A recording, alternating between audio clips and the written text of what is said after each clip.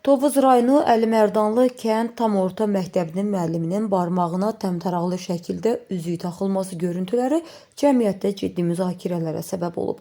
Sosial şəbəkələrdə paylaşılan videoda bir neçə qadının sıraya düzülərək Günel adlı müəllimənin barmağına üzük taxdığı görünür.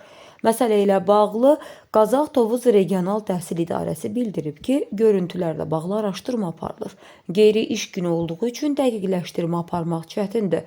Fakt dəqiqləşdiriləndən sonra məlumat veriləcək. Teleqrafın əldə etdiyi məlumata görə isə adı havlanan müəllim Azərbaycan Beynəlxalq Universitetində təhsil alıb. 2013-14-cü illərdə imtahan yolu ilə Mərdan Musayev adına Əlimerdanlı kənd tam orta məktəbinə işləməyə başlayıb.